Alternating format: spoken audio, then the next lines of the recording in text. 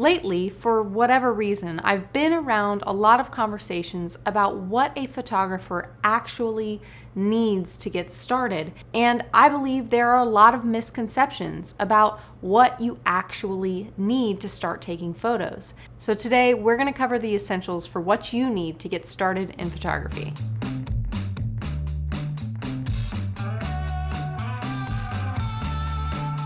First and foremost, you're going to need a camera body and you're going to need a lens. Now, this is just an example of a combination of a camera body and a camera lens that you could have. I use mine for sport photography, so I have a longer focal length than you will probably need as a beginner.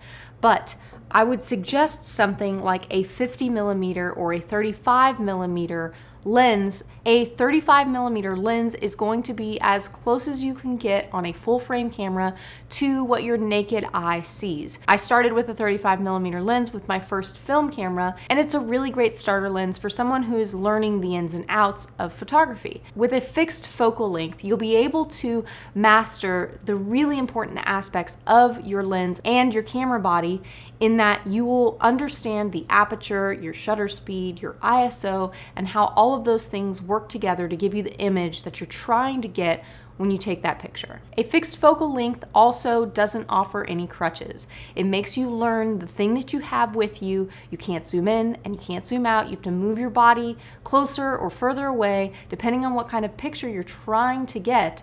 And that's why I think a fixed lens is going to be a really good option for beginners. One, because it's going to be one less thing you have to worry about when you're taking your picture, but two, because it's going to allow you to master the most important parts of exposure that you'll be able to bring with you to whatever lens you move into. I do use Sony because I do love the way the colors come out when I take pictures with this camera without any editing, but there are a lot of different opinions about what the best type of camera is and what brand, whether it be Canon, Nikon, Pentax, Fuji. All of those are fantastic options. Obviously, do your research before you purchase anything because you want to know what the color profiles are going to look like when they come straight from the camera and how much editing you're going to have to do to get those images to look how you want them to look. So do keep that in mind with whatever brand you choose.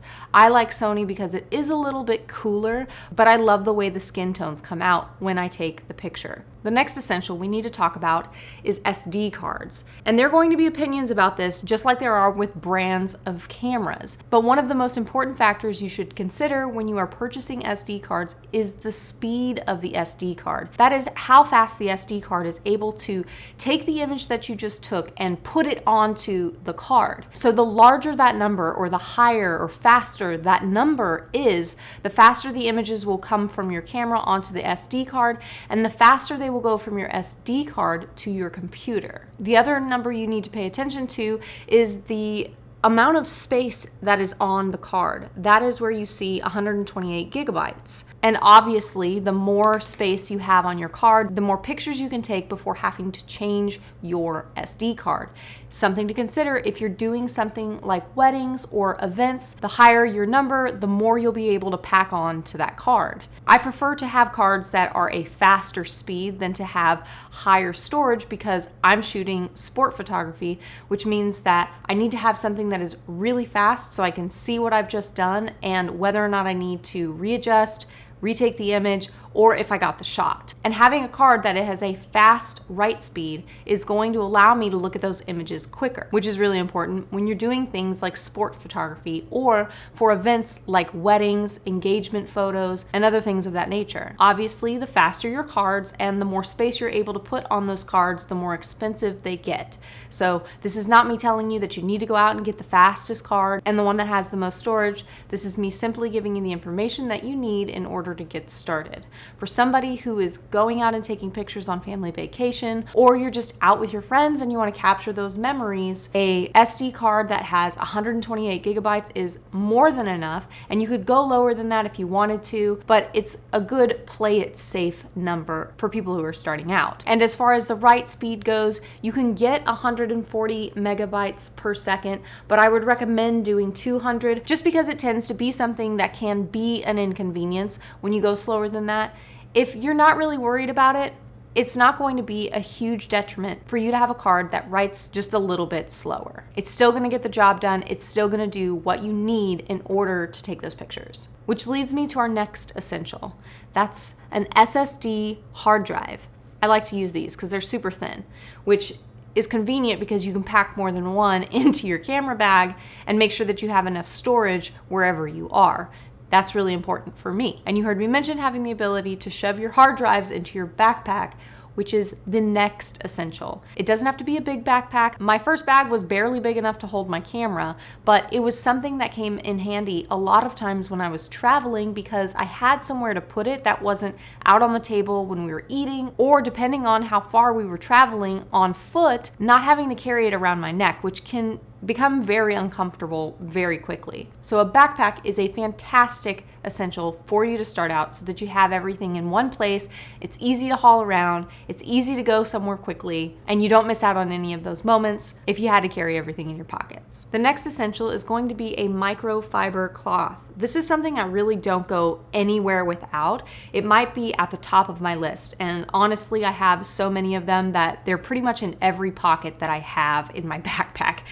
I love these so much. It's pretty much the same thing you use to clean off glasses. If you wear glasses, you know what I'm talking about. These do such a good job of clearing smudges or water prints or whatever might be on your lens at the time and making sure that no spots end up on the pictures that you're taking. The next essential is going to be an ND filter. And I would rank this above having something like a flash. I know there are a lot of photographers who would probably suggest learning a flash when you're first starting out, but for me, the ND filter is going to help with taking pictures of skies if you're outside on a sunny day and not having the sky completely blown out. These things are really, really wonderful, and they act as a protective barrier between your lens, the actual glass on your lens, anything that's going to hit this instead.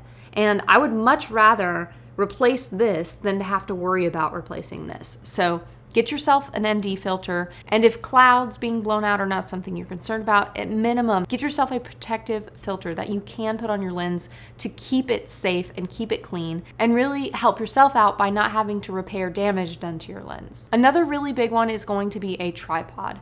Anyone you talk to will probably tell you that you need a tripod. And I'm gonna tell you that you need one as a beginner just because it's a useful, helpful tool.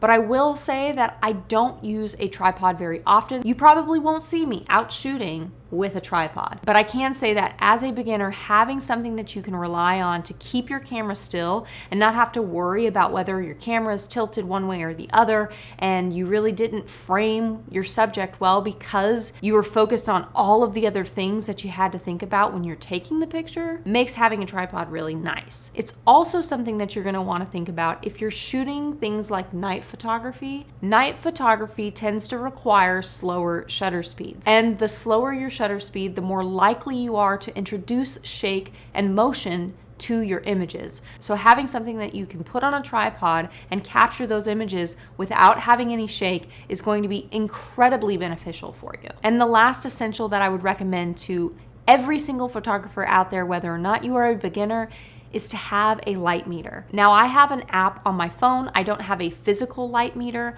but it has saved me so many times that I cannot recommend having a light meter more. And because I have my phone with me all of the time, especially when I'm out shooting, I always have my light meter. I never have to worry about if I left it in the truck or if it's at home or if I forgot to pack it all together. I always have my phone on me because most people do. Get yourself a light meter. Those are a few essentials I think every photographer needs to start taking pictures. I will make sure I link all of these things down below for you, as well as a few different options in case whatever I recommend is not necessarily the direction you're trying to go. You have a couple options to look through. I do also have Polaroid pictures that I took from my last video available on my website. You can find that link down below as well. If you enjoyed this video, please don't forget to like and subscribe. And if I missed something, or if you have an essential that you want to share with everyone, please leave a comment down below and let us know what that is. That's it for today's video. I'm Tilly Scholl, and I'll catch you on the next one.